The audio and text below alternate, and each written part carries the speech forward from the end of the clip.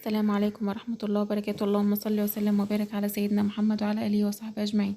النهاردة هنعمل التومية مع بعض بطريقة سهلة وبسيطة. معنا كوباية مية نحطها على النار ونحط 3 معالق نشا ندوبهم فيها.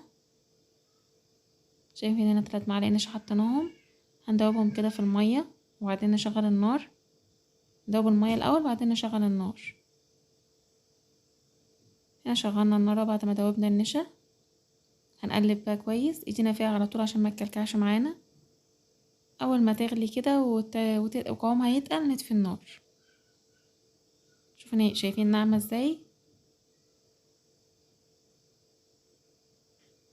نقلبها فيها كده كويس. خلاص كده قوامها حلو اهوت. هنسيبها على جنب تبرد. هنا بعد ما بردت هنجيب بقى طبق ونحط فيه الميه بالنشا اللي احنا عملناها. ننزل عليها معلقه ملح صغيره، معلقتين خل، وعصره ليمونه، وفصين توم.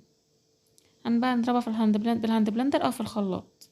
هنضرب فيها كده كويس. هننزل بقى بالزيت، ربع كوباية زيت، واحدة واحدة، ممكن تاخد الكمية كلها وممكن ما تاخدهاش. هننزل بشوية ونضرب، ننزل بشوية ونضرب لما حد ما نلاقي لونها بيفتح معانا وبيبيض، بتبقى لونها ابيض وقوامها بقى مظبوط، مش سايب ولا تقيل قوي. نوقف الزيت.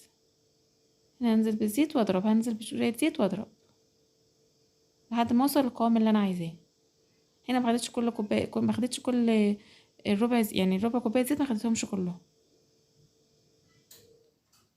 حلوة جدا وبسيطة جدا وفي البيت طعمها حلو جدا واوفر من بره بكتير. شايفين قوامها عامل ازاي.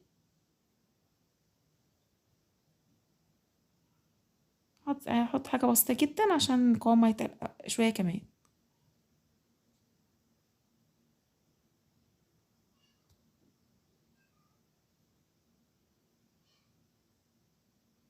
هنضرب بقى فيها كده كويس.